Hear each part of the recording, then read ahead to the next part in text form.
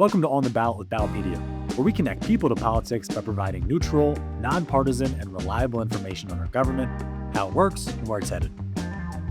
Hello, everyone, and welcome back to On the Ballot, Ballotpedia's podcast, where we talk about all things political, including stuff at the local level. But in this case, we're going to talk about a local election in Washington, D.C. that sort of has a national angle. And joining us to discuss this is someone who knows D.C. very well, having once upon a time written the Loose Lips column for the Washington City paper, which once upon a time, if you didn't read Loose Lips, you didn't know what was going on around you. It's Alex Como, who's with a political reporter with WAMU NPR in Washington, D.C. Alex, thank you for joining us today. Oh, it's so great to be here. Now, I talked about the national angle. This was something that came up as almost like a random out of the clear blue sky thing. The president said they were looking at possibly taking over Washington, D.C.'s government. Can you give us, is this a real thing? Is this something we should be thinking about or for our D.C. council member worrying about? Yeah, to start off as a baseline, of course, DC is not a state. We only have very limited self-governance to begin with. But we do have what we call home rule ever since the mid-'70s, where we can elect a mayor and a city council to run things locally for us. That being said, President Trump has made a habit of critiquing the city government. He's basically been really on this since he was running for re-election and has only ramped that up since winning. He's done everything from criticize specific homelessness encampments to, threaten to take over the police department, which is a thing that the president has the power to do. So am I betting on it happening tomorrow? No, not really. But it's certainly the sort of thing that is in the back of the minds of DC leaders. They know that the feds, whether it's a hostile Republican Congress that has overturned our laws or, the president who has his very specific thoughts about how the city should run, they know that they're watching and it does sort of hang over everything that happens in city politics these days since Republicans have unified control of government and are no great friends of DC.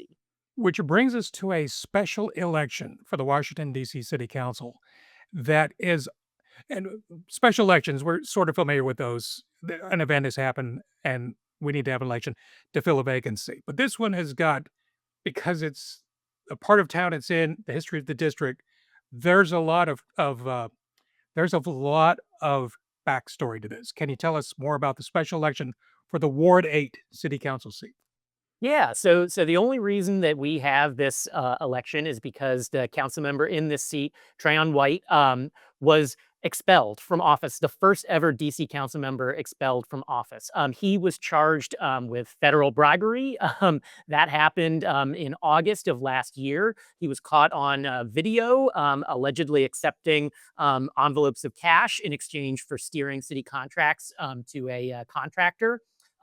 And so now we're in this place where Ward 8, which, as you mentioned, is, a ward with a ton of symbolic significance in city politics. It's sort of the ancestral home of Marion Barry, who is our mayor for life, the guy who has, sort of defined in city politics and, of course, mentored Trayon White. That was sort of his spiritual successor. So the only reason that we're here is because the council took the unprecedented step of kicking Trayon out of office. And now we're in a place where he's running right back again to reclaim his seat. He's running against a few challengers, but the place that we're in now is the DC Council having to contemplate a guy that they just booted from office because of these ethical lapses, rejoining them on the dais. Well, now, to be clear, Mr. White was reelected last year. Is that correct? Yeah, he sure was. And it was not even close. He won with something like 3/4 of the vote. Is that correct? Yeah, he was in the general. You know how it is in DC. Right. If you've got a D next to your name, it doesn't matter whether you're charged with bribery or not, you're going to win. Yeah, it's pretty much a Democratic enclave. But does that complicate this race at all? The special Yeah, election? definitely. There's a lot of talk about, whether or not that result can be viewed as legitimate because he had been charged by the time that happened. As I said, the charges were in August. People went to the polls in November. There are certainly a good number of people in Ward 8 who don't think terribly highly of the FBI, and it's pretty hard to blame them. It's an overwhelmingly Black ward. It is a ward where, as I said, Marion Barry hails from. A lot of people felt like the feds went after him unnecessarily. Now, granted, he was also caught on video smoking Yes. crack cocaine. So, Right. you can raise your doubts about how much he was persecuted or not, but this is the perception, right? This is what all of this is stewing in. So some of Trayon's win was because of that factor that I mentioned. He's a Democrat. There was a split field against him. There were a lot of people kind of kept their powder dry and running against him for these reasons, but there are also a lot of people who remain on his side. And so it was a big deal that the council took the step of voting to expel him. Many of them are at-large members, and they represent Ward 8, and they have to answer to these voters as well. And so, yes, I mean, that's very much at the top of the minds of the council at this point as they're weighing what to do should Trayon win again. Now, you said that this is the first time the DC Council has expelled one of their members. Isn't there discussion about revisiting this law or strengthening it, or give us the overview on that?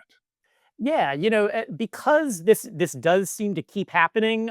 You may remember the name Jack Evans. He was a Ward Oh, 2 yeah. council member who came to the precipice of being expelled, but chose to quit just ahead of time. He, similar to Trayon White, then ran again for his seat. Now, he lost in a landslide, but I think because this sort of thing keeps coming up, that the council is starting to think about, okay, what can we do moving forward? Some people have proposed a law that would sort of make it clear you can't run for reelection after being expelled for the next 5 years. That wouldn't apply to Trayon just because of the timing required. But even now, the council is talking about, okay, should we change our rules so that if Trayon gets back on the council, we don't need to go through the whole process they went through last time because they tried to afford him due process. They hired a law firm to investigate the allegations. Then they had a whole committee hearing. He got to defend himself.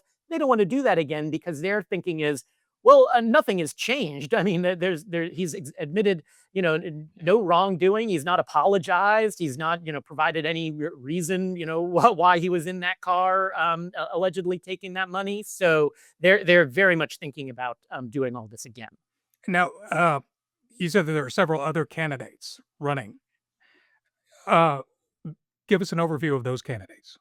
Yeah, there are three of them. They've all run for the seat before at various times, and they all are pretty known quantities in the ward.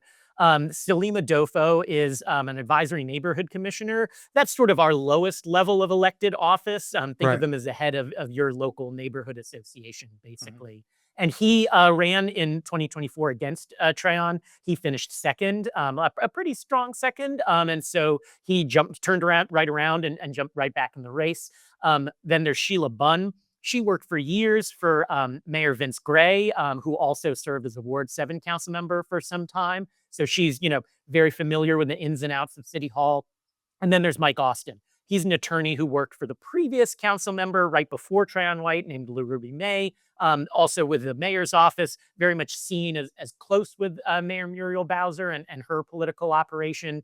They're all sort of running similar campaigns. They're all arguing, I've got the experience to, move the ward forward. And really the difference is, how much, if at all, they're attacking Trayon. They've started to sharpen their attacks on him, I think, recently as we've kind of gotten down to the special election here.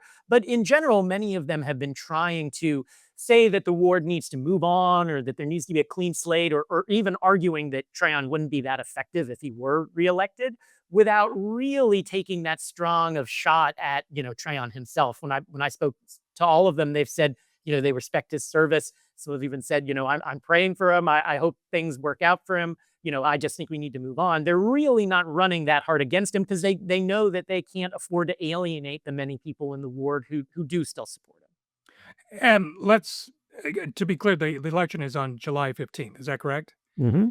And let's game this out.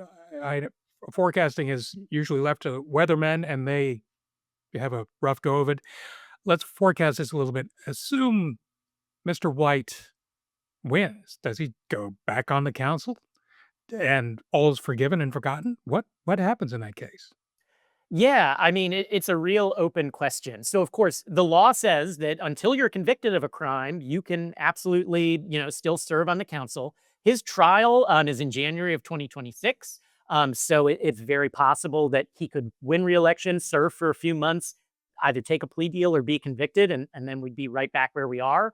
But until that happens, yeah, I mean, talk about an awkward set of meetings. Is this guy who gets unanimously expelled comes back? And so, there's a variety of possibilities. The council has discussed, as I said, kicking him out again. Several council members, they've expressed some real reticence at this, saying, look, the people of Ward 8 have spoken twice now. Can we really keep afford to, putting our own stamp on it? Several others who have said, you know, th- think of the appearance. We would be seen as a laughing stock. And we would be perceived to be unethical. As you alluded to at the start, it could invite more federal interference if the hostile Republican Congress or President Trump say, like, what do you mean you've elected a guy with bribery charges? They love to use DC as a punching bag anyway, and this could very much open the door to that. So there is an argument for expelling him again. But as I said, many of the people who would need to take that vote are thinking of running for mayor or thinking about running for reelection when they've got to answer to these same voters, and that's a tough sell when a lot of people are still on his side. So, in other words, there are wheels within wheels in this special election on July the 15th.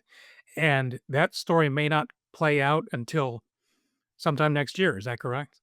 Yeah, absolutely. I mean, and Unbelievable. and on a 13-member council, one member who's essentially, part of a state legislature, Yeah. is has a huge effect. I mean, they're deciding on things like a new stadium for the Washington Commanders, and so it's a big deal whether the guy voting for that has federal charges or could be booted out of office tomorrow. It's kind of really made things difficult here. But that's also why it makes Washington, D.C. politics, local politics, so fascinating because the stories and how those stories blend together over time are just utterly fascinating, especially for those of us who really love politics for what it is. And Alex Coma with WAMU in Washington, D.C. I really appreciate you giving us the time and an update on this race. We'll be watching it closely. Thank you for joining us today. That was my pleasure. And thank you for joining us here on the Ballot. I'm Norm Leahy, your host. We'll be back soon with another episode. And until then, I will see you in the digital pages of Ballotpedia. Until then, take care.